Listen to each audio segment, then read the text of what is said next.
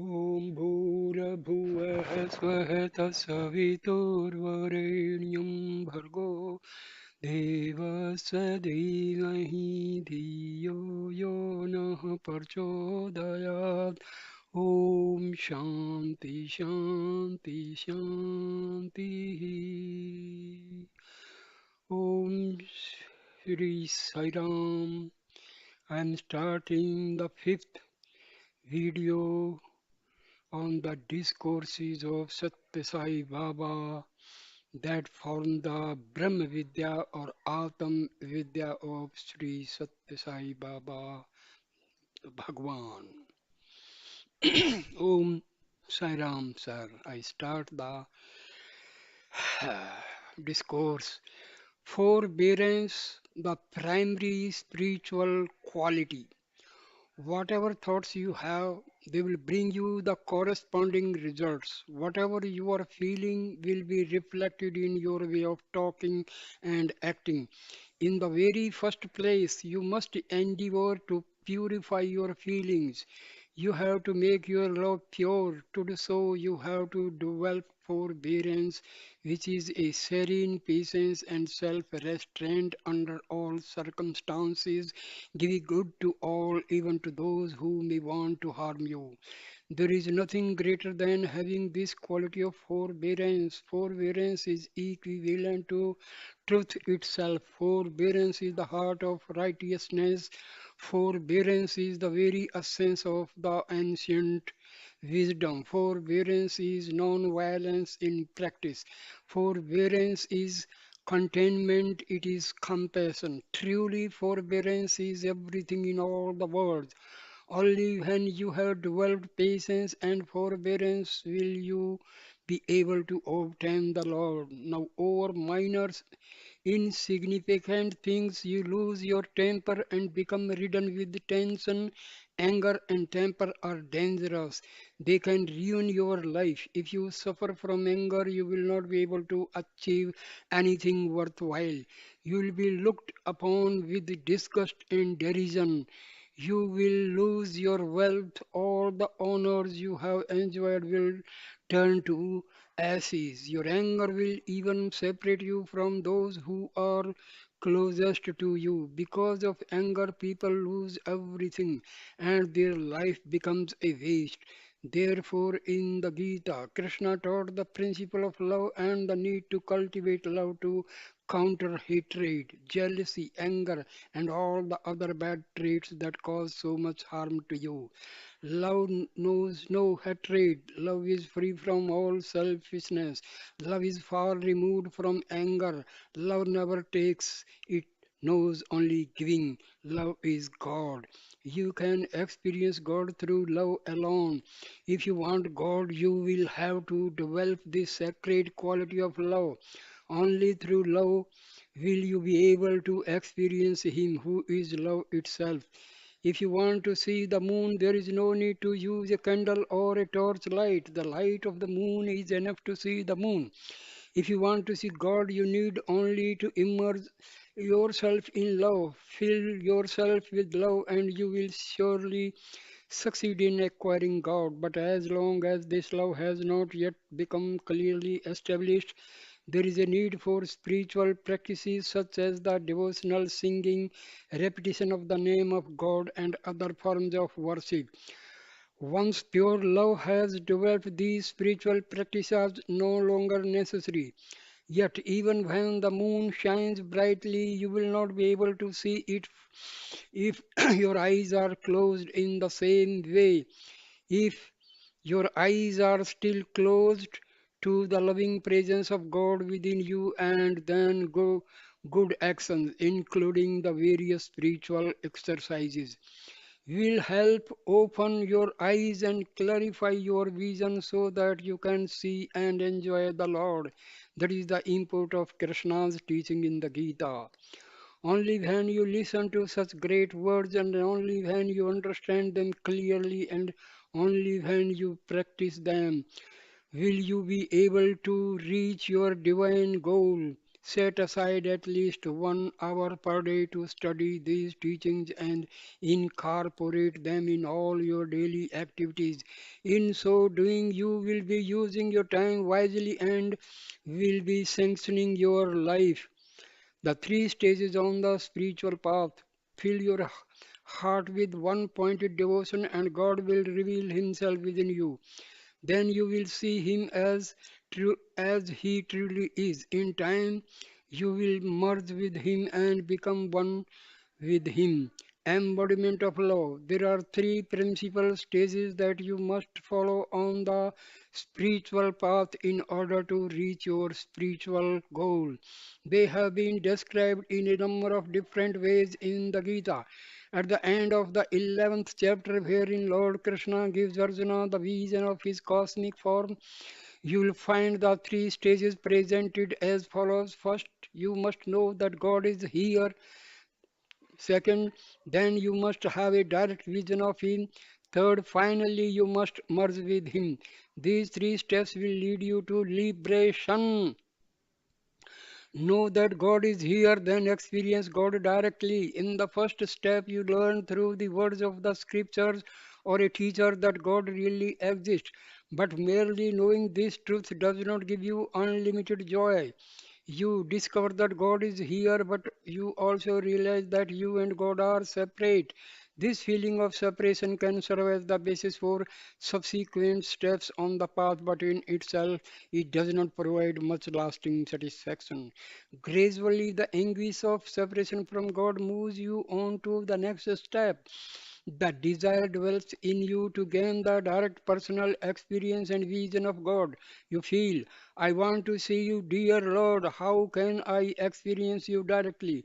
But you find that it does not happen so easily just by wishing for it. You must deeply pine and yearn for this vision, and you must constantly aspire to see Him. Whatever form or aspect of God you have come to love in your devotion, you must know, yearn for it with all your heart, and wish to see it directly. If your yearning is sincere, then after some time He will make Himself known to you in a most personal way and give you this sort for vision of Himself. Here is a small story to illustrate this. The cowherd boy. There was a poor cowherd boy who had a great deal of faith and an intense yearning to see God. One day in the village where this boy lived, a preacher came to deliver some spiritual discourses. The preacher would gather together an audience and sing the glories and exploit of the Lord. It was not possible for this cow herd boy to give up his work and come to all the meetings because all day long he had to attend to his cows. But in the evening he would bring the animals into a sheltered place and then go to hear the preacher give this his talk. The cowherd boy could listen with great earnestness and care to all that was being said. The preacher was a follower of Lord Vishnu, and so he related the characteristic features of God in the form of Vishnu, or Narayana as he is also called. In the course of the discourse, the preacher repeatedly described the traditional image of the Lord as one who was dark complexioned, who wore a white mark on his forehead and rode on a white eagle. The preacher also explained that Lord Vishnu was always prepared to go to the rescue of those who sought shelter in him, and that he would accept as an offering anything that was given to him with full faith and love. As the preacher repeatedly described these characteristics of the Lord, they made an indelible impression on the heart of the boy. The preacher also said that God is a great lover of music and that he could be won by directing one's prayers to him in songs sung most reverently for the heart. Well, this cowherd boy used to carry some food with him for his noontime lunch. Daily he will offer this food to God with all sincerity and devotion, praying to the Lord to partake of it. He began his prayers by singing this song. O loving Lord, you ride on a white eagle, so I have been told, come, please come to me and accept this food.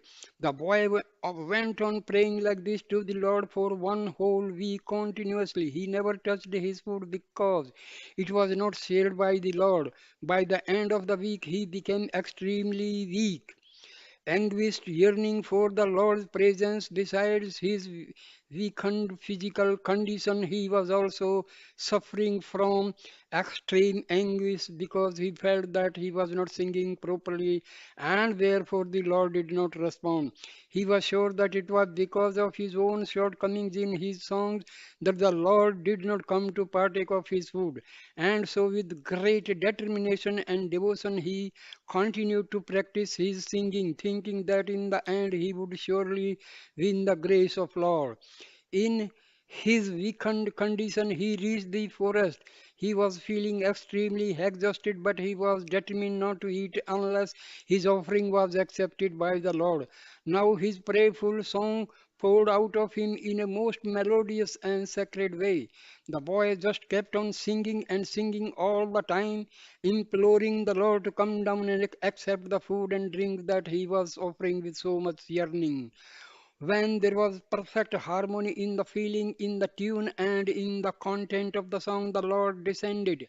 How did he appear before that cowherd boy? He came as a boy of the same age, wearing the simple austere cloth of Sadhu, a mendicant holy man. The young cowherd asked the boy he saw standing before him, please, dear friend, may I know who you are? Are you a traveler passing through this forest? The holy boy answered, I am the Lord. I am Narayana. You prayed to see me, and so I have come to give you a vision of myself. Remembering that the Lord liked the sweet sound of music, the cowherd boy continued his questioning in the form of a most melodious song. But you don't conform to the description given of the Lord, who is a dark complexion, who wears a white mark of on his forehead, and who rides a white eagle.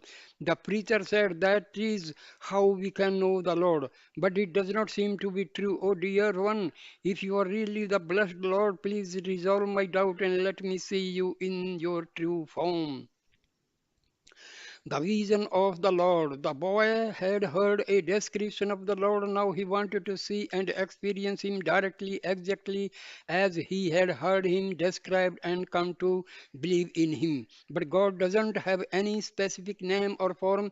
He has a thousand eyes, a thousand ears, a thousand hands, and a thousand feet.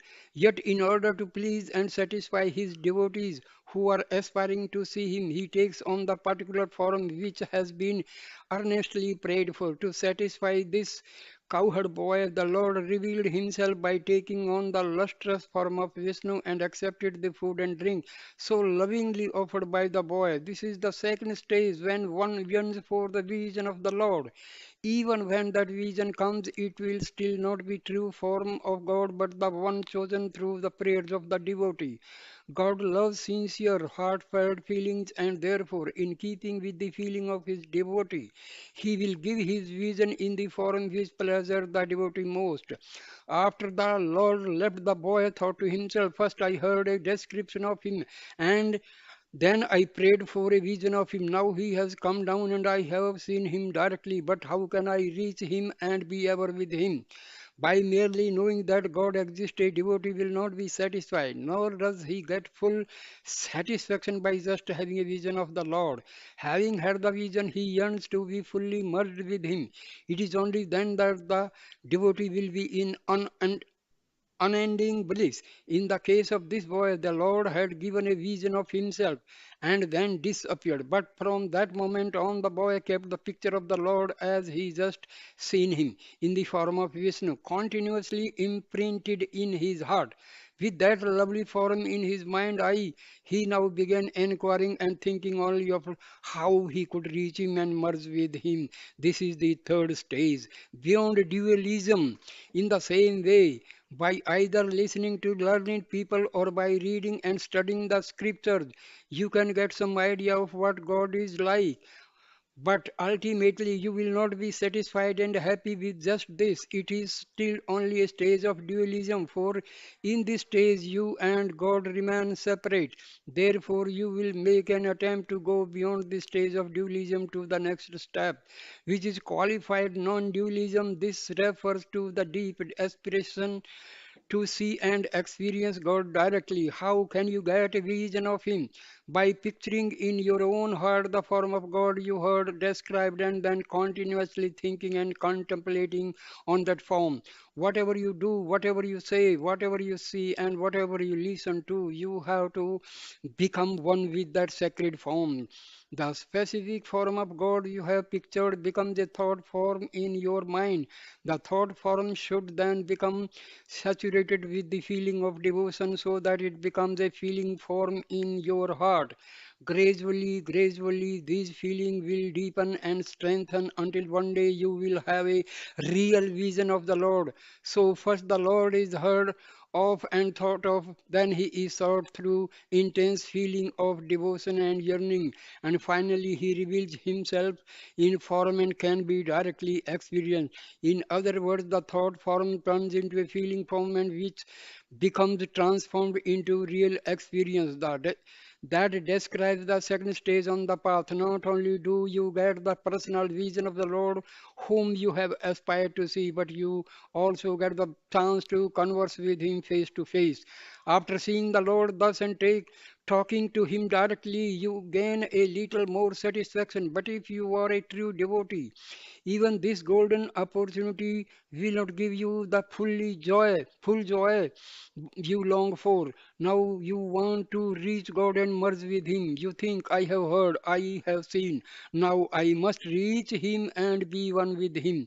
In the first stage, when through reading and hearing, you come to know that God exists, you feel the God is separate and you are separate. This is the state of dualism. But in the second stage, you see the Lord and get the feeling that you are part of Him. This is the state of qualified non dualism. Finally, you move on to the feeling the Lord and I are one and the same. This is the stage of complete non dualism. Here you think either I must get merged with Him or He must become one with me. Then there is complete unity, becoming one with the Lord. So long as there remains a separate river distant from the ocean, which is its source and its goal, then the river will retain a separate name and have an individual identity. But once the river merges into the ocean, it gets the taste of the ocean, it gets the form of the ocean, and it takes on the name of the ocean. If you want to become one with the Lord, you have to acquire the feelings of the Lord. You have to acquire the form of the Lord and you have to acquire all the sacred characteristics of the Lord. Only then will you be one with Him. You have to feel that all the attributes of the Lord must manifest themselves in you. Affirm to yourself the broad mindedness of the Lord is within me. All the selfless feelings of the Lord are within me. The unbounded love of the Lord is within me. When you faithfully live this conviction, then you eventually attain the realization that you and He are one. Then there is perfect unity. You must continuously strive for this feeling of unity. You must make every effort to gain it. Then you will reach that fulfillment one day. This is the ultimate goal of human life. It is only when you reach that place, the place from which you have originally come, that true fulfillment will be yours. The three stages in secular life. Even in your secular life, you can recognize these progressive stages necessary for reaching a goal. Consider the following example. Suppose you some mangoes have arrived in the marketplace and that mangoes are fruits which you love immensely. There must be one particular type of mango which you especially favor and relish. Now a friend comes to you and informs you that they are selling these particular mangoes that you enjoy so much. The moment you hear this, get a certain amount of satisfaction. You are happy just thinking about these mangoes, even though you have not acquired them and tested them. The moment you get the news, you rush to the bazaar to find out where those mangoes are and whether they are still available. Yes, they are there. Now you get a good look at them. This gives you still more satisfaction. But even then, you are not yet fully happy. So you put some choice mangoes in your bag and pay for them. Then, until you reach home, you go on thinking about these fruits, reflecting on your good fortune to find such nice ones and looking forward to eating them. Why do you spend so much time thinking about them? Because you have an extraordinary liking for these fruits, and your actions in going after them and getting them are proof of this strong love you have for them. You can get a lot of joy when a feeling that you have been experiencing strongly inside you take on a form which you can see externally. In truth, the whatever you see outside of you is always only a reflection of your inner thoughts. When you have a strong enough desire, you will manifest externally what you wish for strong internally. Your desire for the mangoes brought you to the market. Now you have brought them and brought them home. You wash them and nicely and peel them. Then you start eating them with great relish and anticipation. As you consume them, you blissfully enjoy the nectarine juice of these lovely fruits. Soon the juice is no longer something outside of you, but it will have become part of you. With that, you get immense joy. You feel complete bliss, knowing, seeing, and becoming one with the divinity. What is the reason for such great joy? Let us recapitulate the process. First, you came to know that the particular fruit you love had become available in the bazaar. That is knowing. After hearing about it, you did not get discouraged but developed the intense desire to get them and enjoy them. You went to the bazaar with great intensity of desire and yearning to see the fruits there. Finally, you found them and got a good look at those fruits. That is the stage of seeing. After seeing the fruit, you acquired them and ate them. This is the stage of entering into and becoming one with the object of your desire. Do you have such intense feeling for God? That is the one desire you really should develop after listening to a number of discourses, after reading many scriptures, after knowing that God exists, and after having spent much time in worshipping Him. You will have to develop a strong yearning to see Him. Otherwise, all your efforts will be in vain. You have to fervently strive, making an all out effort to get a direct vision of the Lord. A student, after having entered a particular grade and spent the year studying the subject at that level, will not get any satisfaction in remaining in that grade for the next year. He will aspire to progress to a higher grade. If a student is in the same class for 2 years, he develops a sense of despair and despondency. Do not, not only does he get discouraged, but he is also put through a lot of ridicule by his fellow students. In the same way, you will be poorer in the eyes of other devotees if you continuously remain in the first stages of dualistic worship without moving on in your spiritual development. Other devotees will say, look at this person. He has been attending so many discourses over a long period of time and he has read all the great scriptures. But what is the use of all that? There does not seem to be any progress in him. This unfortunate process of remaining stuck in the first stage is the characteristic feature of the slothful quality of inertia and laziness. You have to remove this quality and go on from the dualistic state to the next state of internalizing the Lord. In this state, through the continuous contemplation of the divinity inside you, try to gain a direct vision of God in the particular form you choose. With intense desire, you will get that coveted chance to see the Lord, converse with Him, and serve Him, reaching the abiding peace of the immortal self. But even that you should not be satisfied. You should strive to reach the final and highest state. There should be no rest, no peace of mind or contentment until you reach the state of complete mergence with God and the realization of His oneness. These days you are only aspiring to obtain rest for your body and trying to get a little peace of mind. But this is not good. You have to reach the abiding peace of the Atma. This is your true self, the immortal self, the one universal self. When you become reunited with it, you become peace itself. Your individual self has to merge with the universal self. Then the long journey is complete and permanent bliss is realized. A river is born from the ocean and ends in the ocean. But how did the river originate? Initially, some of the water of the ocean turned into clouds. Once the ocean water becomes a cloud, there is a separation and duality. Clouds are separate, ocean is separate. The water of the ocean is saltish. After it turns into a cloud, it becomes sweet. But now the water which has become a cloud comes in the form of rain. You can say it is rain of love because this rain water becomes a river and with great enthusiasm rushes to rejoin the ocean.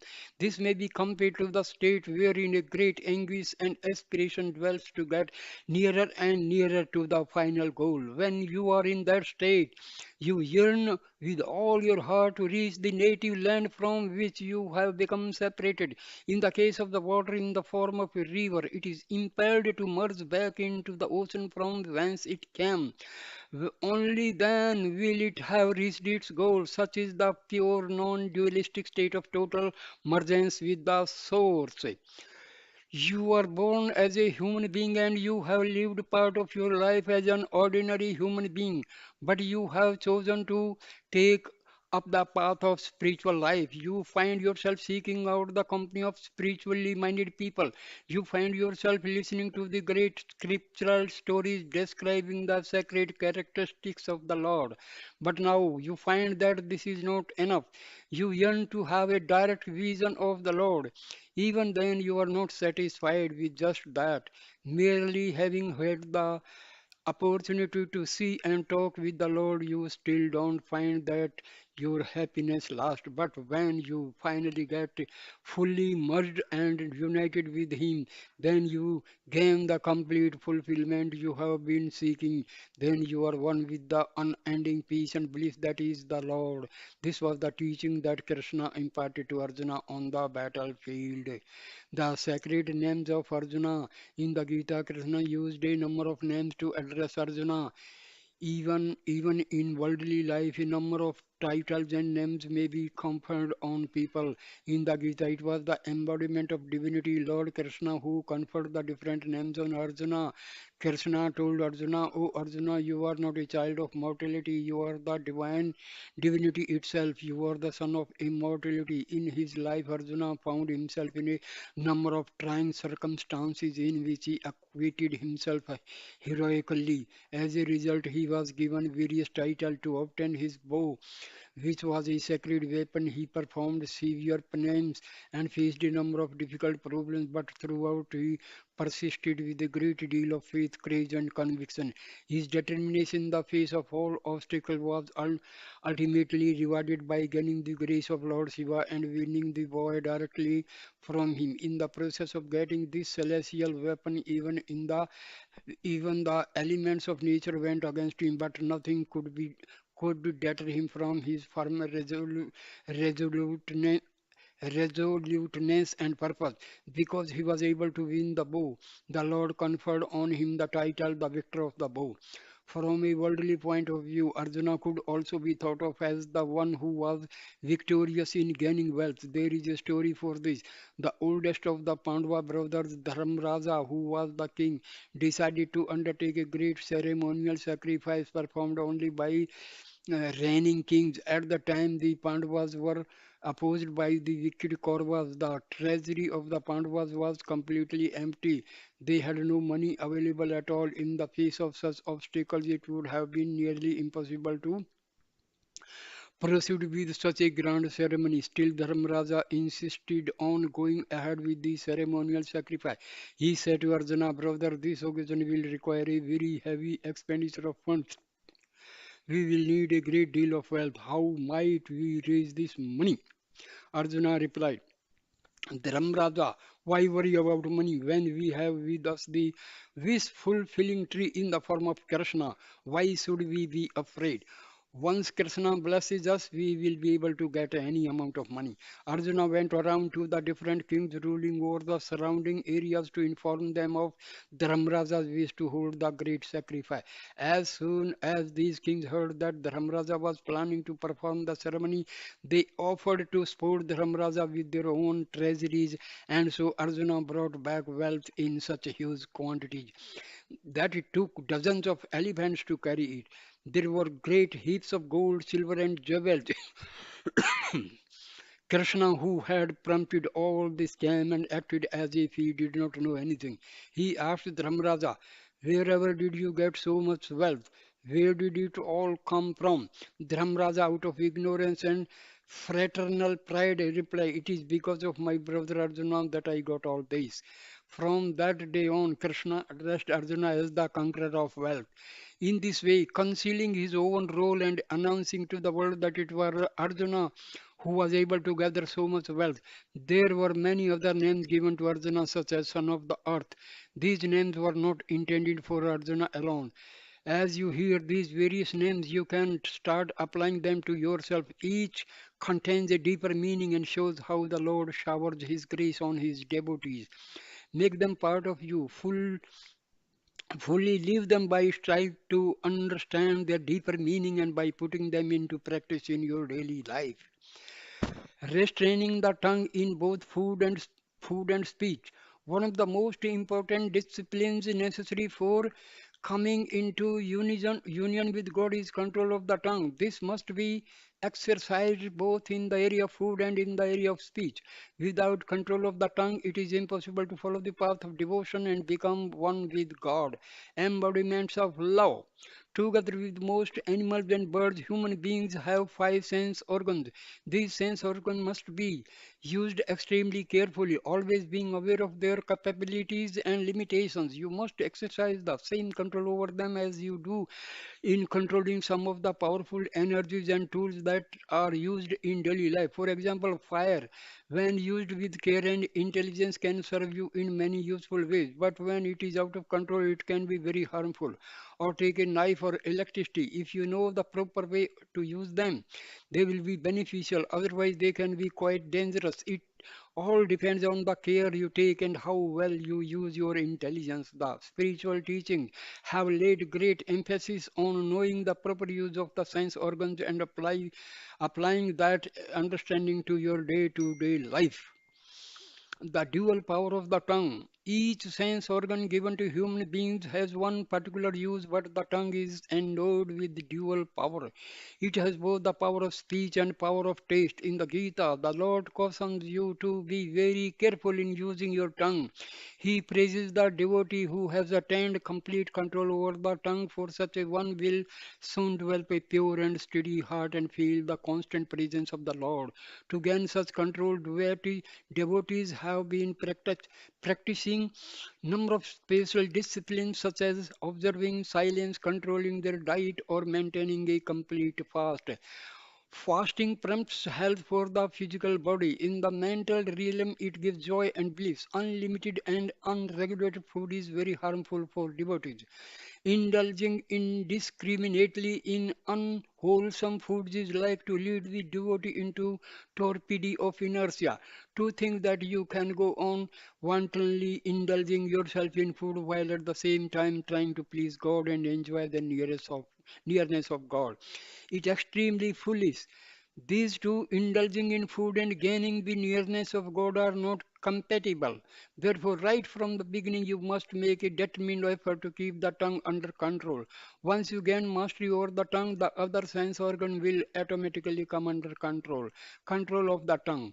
2 days devotees have imposed on themselves all sorts and rules and regulation in order to live a disciplined spiritual life. Unfortunately, these have not been effective in gaining control over the tongue. Truly speaking, it is not necessary to make such strenuous efforts to control the various sense organs.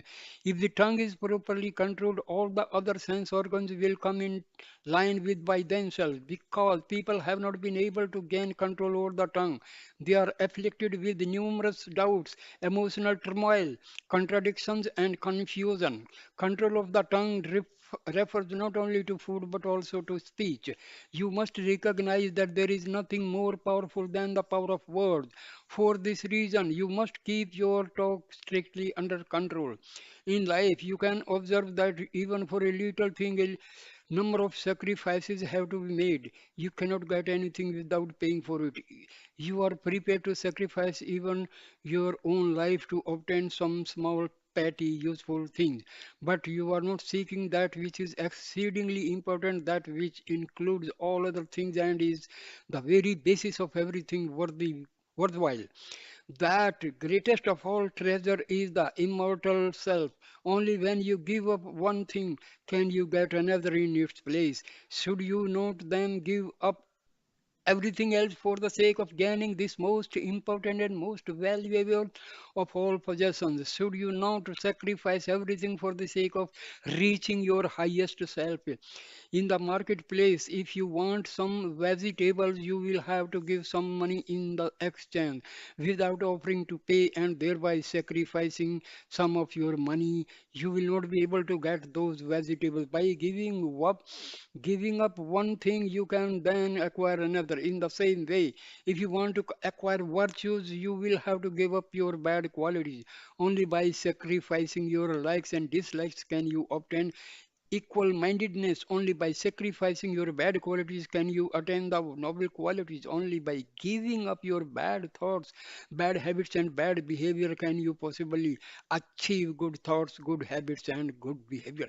Many sages have described how the tongue always longs to enjoy good things and how everything will be easy once you can gain control over it.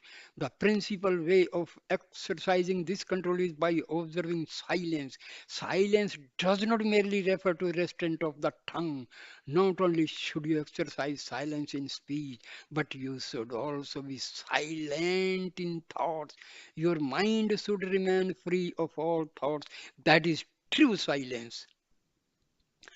Develop a discriminating mind. If you want to gain control over the food that you take in, you should not go on feeding the tongue whatever it desires. You have to develop discrimination in every activity of life. You have to apply your discriminating faculties to determine if what you are doing will benefit your spiritually. In the area of food, you have to explore and find out whether the food you take in is pure, or if it inflames the senses and passions, or if it is of a dull, unhealthy quality that produces a sleepy or slothful reaction. According to the Gita, maintaining control over the tongue by taking in pure food is limited quantity is absolutely essential for the devotee. Use your powers of discrimination with ev- every item of food and ask the question, is this food pure or will it disturb or lower my consciousness? If you were to examine every item of food you use in this way and take food in judiciously, you would always remain equal minded. You would not be affected by censor or praise. But if you were to indulge in food without discrimination, without trying to find out whether it was desirable or not, paying attention only to satisfying your hunger and catering to your taste buds, you would not be able to control your attachments and feelings. You would sink down into the weakness. If someone were to make adverse comments about you, you would soon conclude that the whole world was against you and you would feel depressed. The moment you were criticized or blamed by anyone, your happiness would go. You would become grief stricken and regard all of life as meaningless. On the other hand, if anyone were to praise you and appreciate you, you would start bloating up with ego and pride. It would be practically impossible to hold you down. What the reason for such instability? The single most important reason for these weaknesses is the type of food you take in. All these adverse feelings come about because of your lack of control and discrimination in the area of food. The Gita has emphasized the need for exercising extreme care in selecting the food you eat.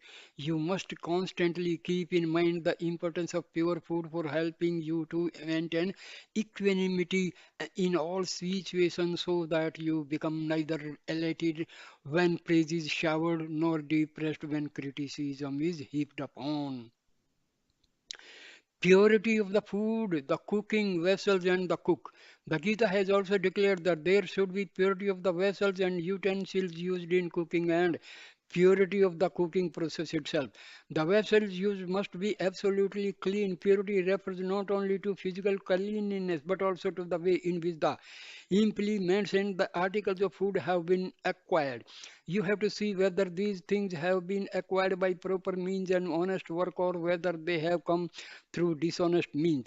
Articles which are acquired by improper means and used for cooking food will not only generate bad thoughts but will lead you down the wrong path.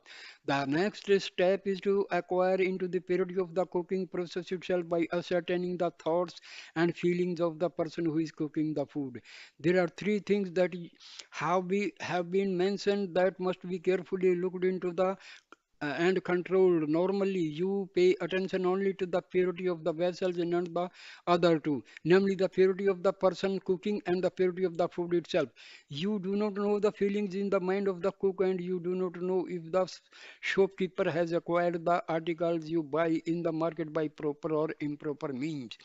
Therefore, just before taking your food, you should pray and offer the entire meal to God in order to cleanse and purify it. This prayer, which is offered before food, is not for the benefit of God but for your own benefit.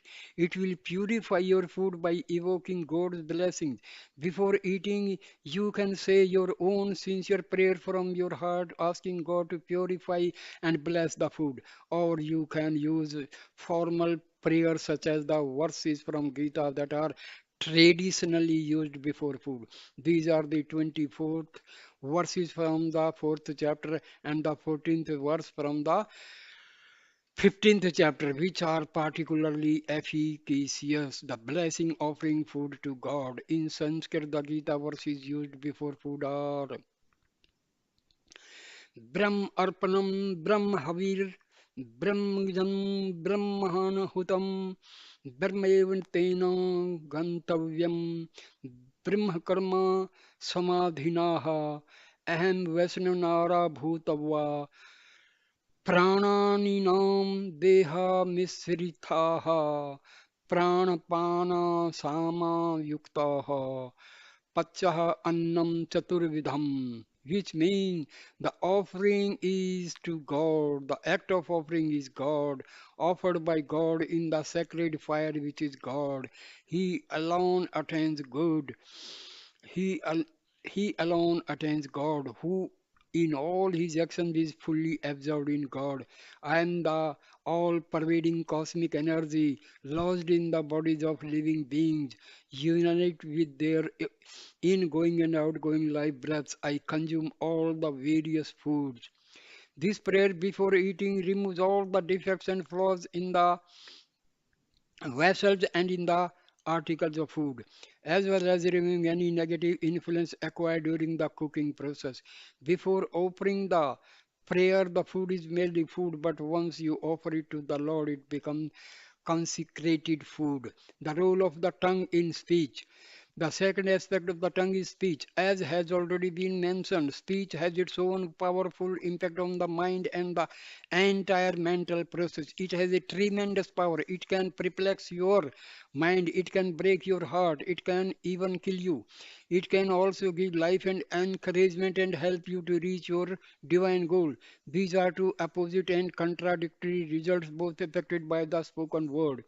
By the use of appropriate words, it is possible to transform the entire mind of an individual. Unfortunately, many people do not believe this. They raise objections like how is it possible to transform the mind through merely words? What experiments have been conducted to prove that there is this power in the faculty of speech? Words are only gross sounds heard through the ear, or else they think the mind is a very subtle thing. How can mere sounds transform something that is so subtle and fine? It is not possible. In this way, They will argue that it is impossible to bring about a mental transformation through words. There is a small story to illustrate this attitude. The story of the officer and the preceptor. There was once a government officer who did not believe in the great power of words to transform minds, particularly when it came to spiritual teaching.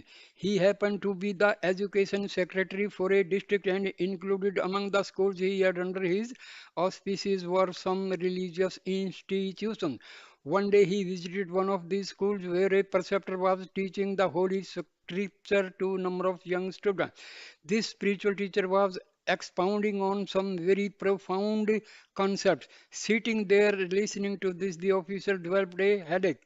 Finally, he told the teacher, "My dear fellow, these are small children. There is no need to burden them unnecessarily with such lectures. This will be completely useless to them. Such scriptural truths and deep philosophical concepts cannot possibly grasped and understood by such small children." The teacher replied that only when children are at such a tender and impressionable age can they be led on to the proper path. Being taught these noble truths from the very beginning, he felt would clear their hearts of doubt and put them on the right track in life. The officer said, "I do not believe in all these words. How can mere words transform the mind? I do not think this will ever be possible." The teacher tried to convince him through various explanations and arguments, but the officer would not listen and allow any of the teacher's wisdom to penetrate into him. It was a case of a closed mind. Too much authority often results in cynicism and exaggerated sense of self-importance. Cleverness follows, and in a short time all the virtues disappear and the reason becomes impaired. When the teacher realized that no matter how hard he tried, it was impossible to explain his point of view to this officer, he decided to prove his point by a practical lesson that the officer was sure to understand.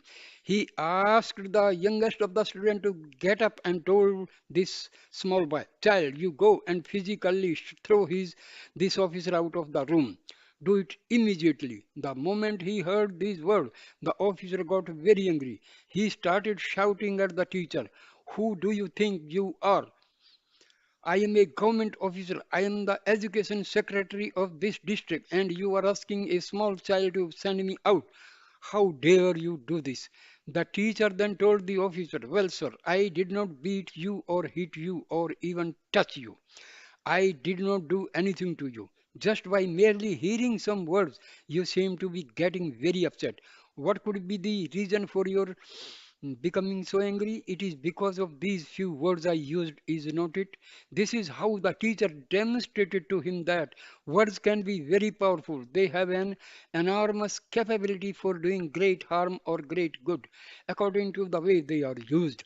After this personal lesson, the officer left, but how much wiser and humbled by his experience. The power of words. In the scriptures, you will find also statements that point out how words are extremely powerful and can destroy the world itself. There it is said that if you were to cut a tree, it could still sprout.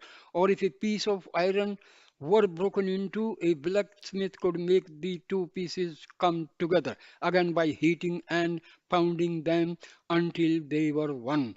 But if you were to break a heart by venomous words, it would not be possible to ever make it whole again.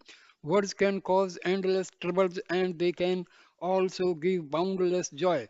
Therefore, you should be most careful that the words you use do not hurt or give pain to others. If you were to physically slip and fall, there must be some small injury that could cause you some inconvenience for a while. But would not be any grave consequences resulting from this in the long term. There might only have been a small wound which you can get easily dressed and which would soon heal. But if your tongue were to slip and you were to hurt the mind or the heart of another person with harsh words, it would create a wound in that person which could not be cured by any doctor in the world.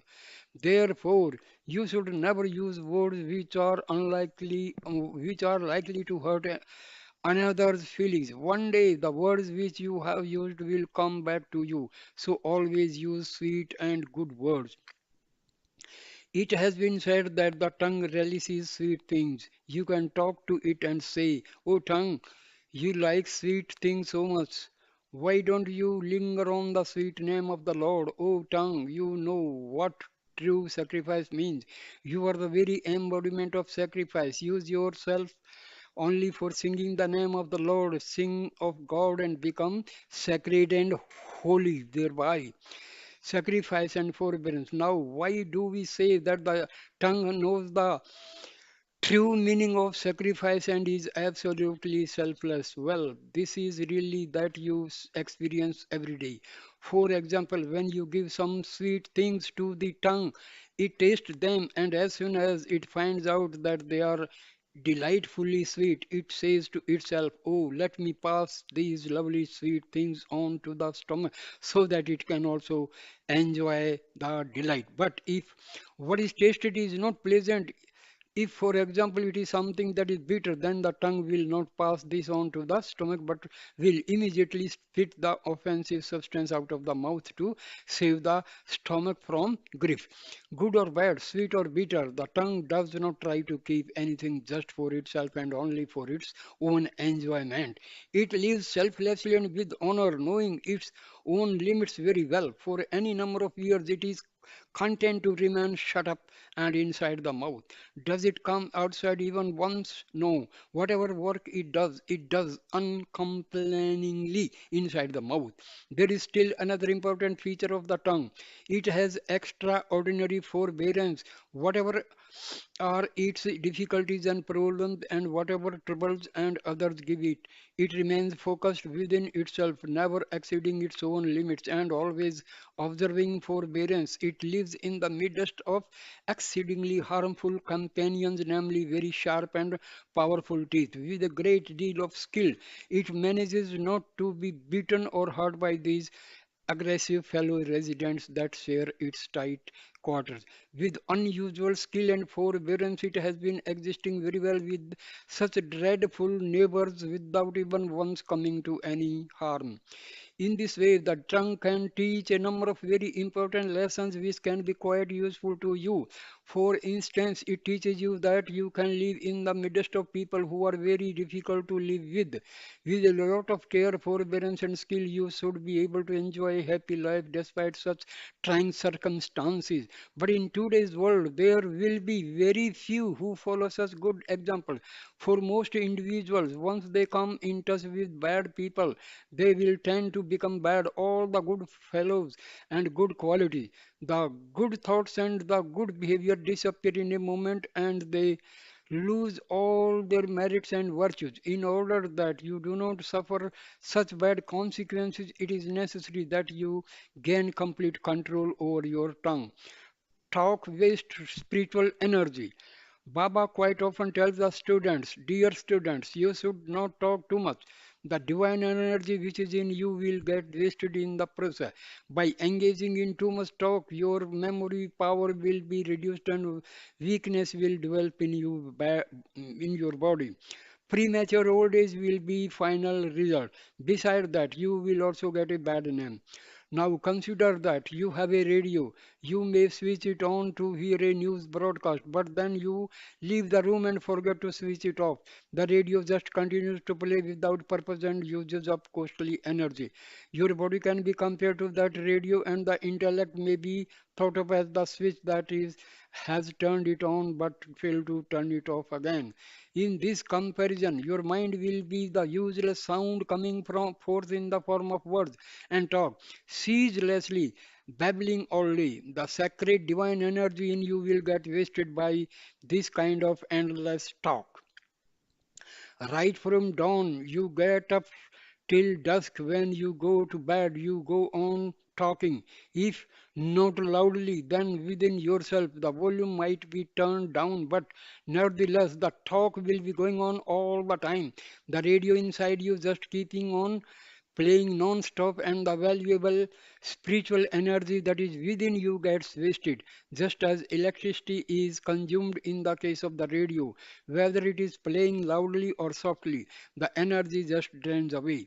The most common cause of premature old age and senility is this talk and more talk and still more talk. All this talk is not good. You have to observe silence. From birth, you have not developed the habit of inner silence. You have to develop it now. Actually, the two functions of the tongue are closely related. Too much talk leads to unnatural hunger. When the talker feels more hunger, he will, of course, take more food. Because of this excess food, feelings will arise which will express themselves in still more talk. In this process, controlling the senses become an almost impossible task. If you were to give a horse very concentrated food and then confine it to tie up, it would become very nervous and upset and would not be able to keep quiet.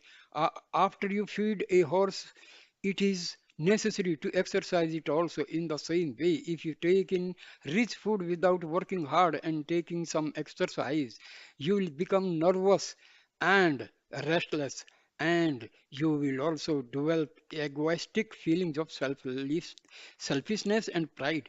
Proper exercise will strengthen your health, and proper food taken in moderation will control the negative tendencies. One of the main purposes of spiritual practice is to see it that the food you take in will be used in the service of society. You must be firmly resolved to always do good in the face of some adversity. You should not flicker like a flame in the wind. You must have strong self-confidence. Self-confidence. Consider a tiny bird which has come and landed on a branch where it continues to sit for some time afterwards. Now, suppose a wind comes up and the branch starts to move, swaying back and forth. The little bird will not get frightened by this movement of the branch. Why? Because it does not depend entirely on the branch for its sport. It depends on its wings, and so it has strong self-confidence that no amount of movement of the branch would disturb it. Even if the branch were to break, this would not threaten it or cause it to fall. But today's man gets easily frightened by the smallest difficulties in day-to-day life. He does not have the self-confidence which even a little bird has. What is the reason for this? The reason is too much food. He takes in food which is full of dross and which in turn generates feelings that are saturated with the quality of rajas, excessive nervous energy and activity, which promotes apprehension and anger. As a result, he has no chance to experience his true nature, which is even minded and pure. The youth of today have many doubts. They see animals and birds relating to one another in all kinds of ways, enjoying a great deal of freedom. The youth wonder why they should not have the same freedom and independence that the animals enjoy. The proper answer to this question is yes, you are also entitled to freedom, but it is the freedom appropriate to a human being, not that of an animal. Animal enjoy the freedom which is natural to animals. You should enjoy human freedom, the freedom that is natural to human beings. L- Live as a true human being, develop the qualities appropriate to a human being. Calling yourself a human but trying to enjoy the freedom of an animal will not get you far. The human characteristics are sacrifice, love, compassion, generosity, sympathy, non-violence, and other such noble qualities. Do not develop the qualities associated with an animal, and even worse than that, do not succumb to qualities much lower than an animal, namely the qualities of a demon, such as selfishness, anger, hatred, lust, jealousy, and the like. These demonic qualities have no place in human beings. If a selfishness, pride, and jealousy, in particular, you should never allow selfishness, pride, and jealousy to take up residence within you. These three are the worst of the bad traits that infest man. If you wish to acquire only good qualities, the human qualities instead of animal or demonic qualities, then you will have to acquire control of the tongue in both the areas of speech and food. This is the royal road for human beings. The path of devotion requires that you use the tongue properly, which means that you use food properly and use words properly. Especially in this dark age of materialism and unrighteousness, the tongue can get easily sanctified by repeating the holy name. Instead of wasting your precious divine energy and your precious time in idle talk, let the tongue constantly sing the praises of God and repeat his name. Sing the name of the Lord. That is the proper way to spend your life. Use every moment of the day to saturate yourself with the glory and the holiness of his presence. You can reach God through love alone. The Lord declared in the Gita, when you constantly think of me with love, I will bless you with the gift of spiritual discrimination. This will lead you to permanent union with me. I promise this to you. Embodiment of love. The Buddhi is the discriminating faculty through which you can separate that which is real from that which is unreal, that which is permanent from that which is changing. This power of spiritual discernment become available to only to people who have developed sacred devotion and are filled with love for God. Devotion is the royal road to attaining the highest wisdom. In truth, it is the only path leading to self-knowledge. Devotion evokes the grace of God. The Lord proclaimed in the 12th chapter of the Gita, the one who is devoted to me is very dear to me. Devotion. What is devotion? It is the steady flow of love towards God. When your love flows towards individuals or towards transient